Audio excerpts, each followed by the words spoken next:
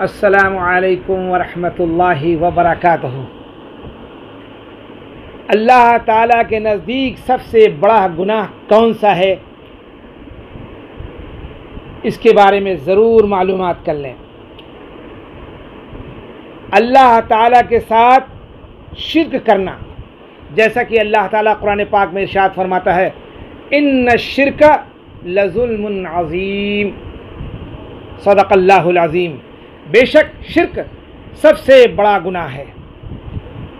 शिर्क सबसे बड़ा गुनाह है। ये सूरह लुक़मान की आयत है। इसलिए हम सभी लोग शिर्क से बचें। अल्लाह को छोड़कर अल्लाह के गैर के आगे कभी हाथ न फैलाएं। ये सब ख़त्म हो जाएंगे और अल्लाह की ज़ात बाकी रहेगी, हय्यु ला यमूत, हमेशा रहने वाली, हमेशा ज़िंदा रहने वाली, जिसे कभी मौत नहीं आएगी।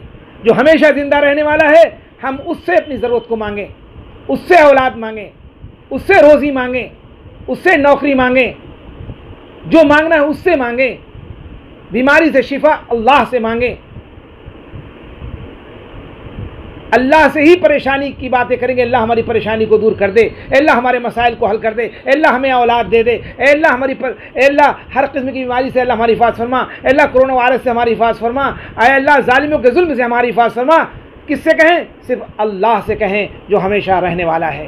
अल्लाह सब गुनाह को तो माफ़ कर देगा, लेकिन जिसने अल्लाह के साथ किसी को शरीक किया, किसी कब्र पर जाकर और किसी मज़ार पे जाकर और किसी बाबा के पास जाकर उससे कहा कि मुझे औलाद दे दे और मुझे बीमारी से अच्छा कर दे और मेरी परेशानी दूर हो जाए, अल्लाह उसको कभी माफ़ नहीं करेंगे।